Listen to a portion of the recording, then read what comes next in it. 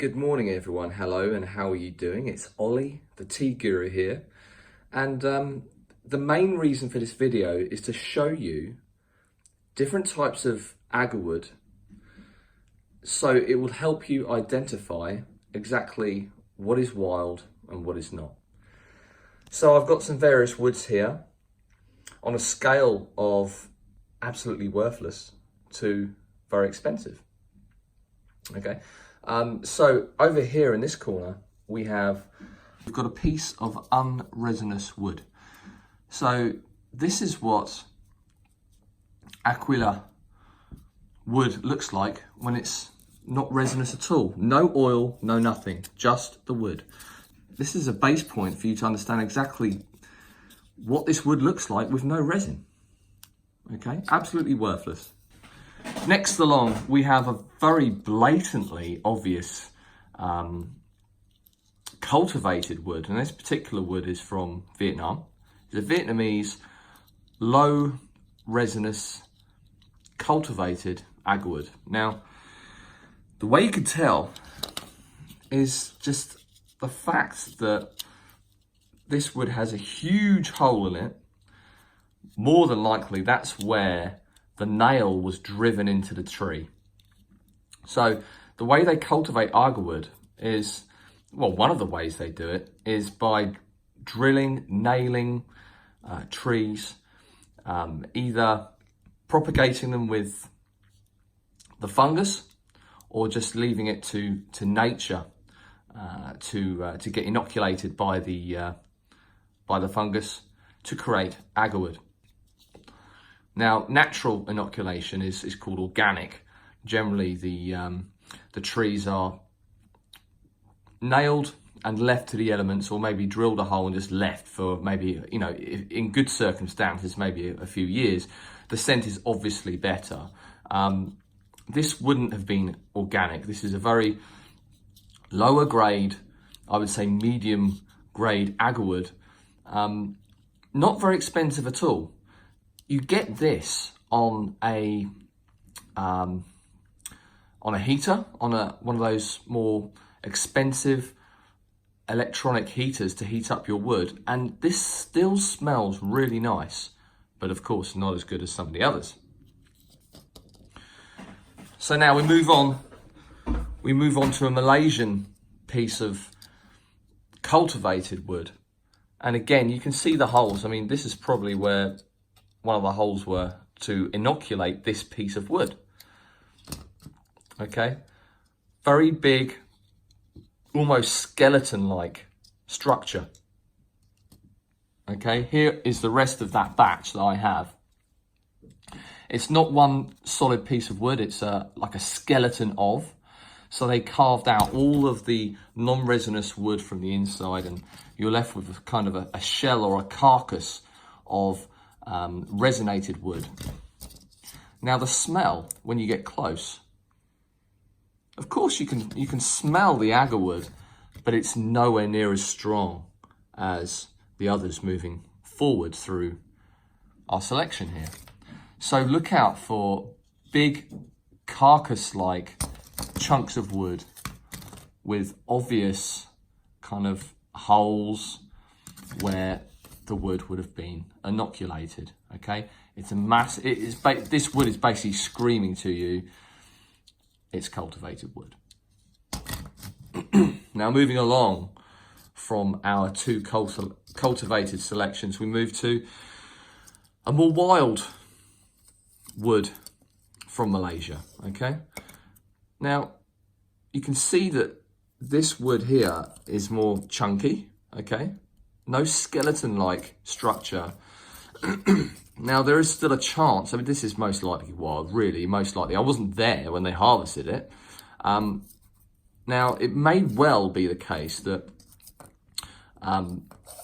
foresters or farmers out there will go into the wild, they'll find trees that they will mark as their own, and they will hack into those trees, hack, to help stimulate the inoculation of fungus within the tree.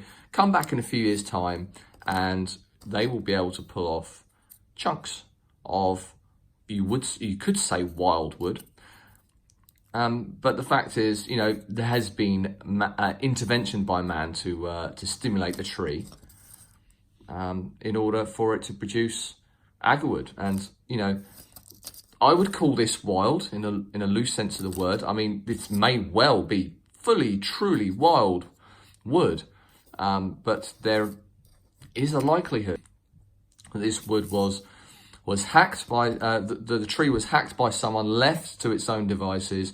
They return in a couple of years, maybe 3 years later, and they harvest these resinous chunks from it.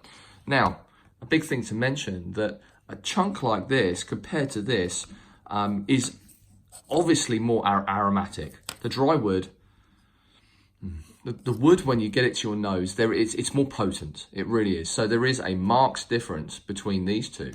They look quite similar, you know, if you look close up. They look quite similar, but aromatically, there is a difference. Okay, moving forward. Again, Malaysian.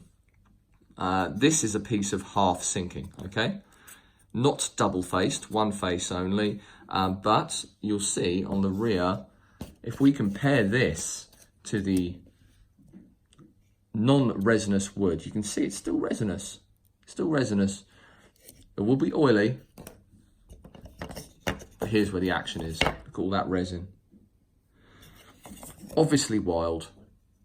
I mean, you know, very, very doubtful you'll have a piece like this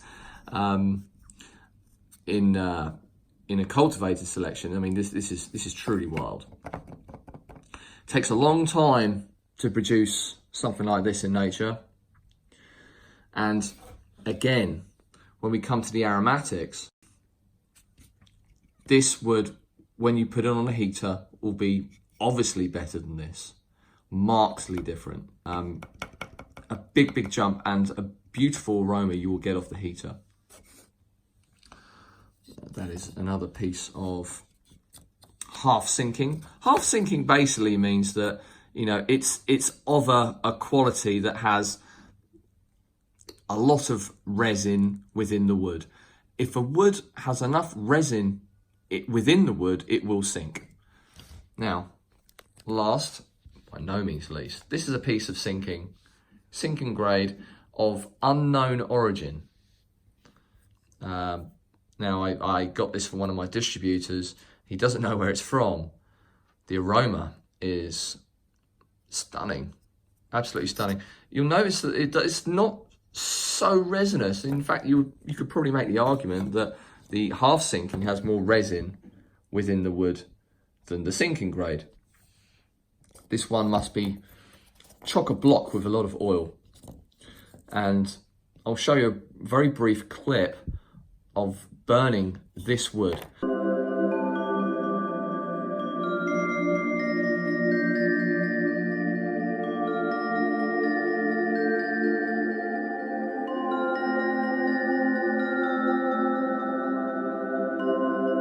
Expect with these two woods, you will see when you burn it, you'll see resin bubbling off the surface of the wood. When you see that, you know that the wood is of a very good grade. So you'll notice some bubbling with this, and this one will have a lot more bubbling, and that's just basically the oil and the resin within the wood being released. The smell is absolutely stunning. Okay, so the things to remember, guys, when you're looking at different types of agarwood and you're trying to distinguish what is what, hopefully this video will help you out there. If it's cultivated, this is a massive warning sign. Skeleton-like structure, holes where the wood was nailed to inoculate, or drill holes, whatever. Moving through into more wild wood, you're looking at really chunks of wood instead of skeleton-like structure. Moving towards the more prestigious of the agarwood grades, you're going to get more darker appearance generally. And when you burn it, the aroma tells all. The aroma tells all. So guys, happy shopping. You can purchase these woods from my store theteaguru.co.uk. Kind thanks for watching, and I'll see you on the next episode. Bye bye.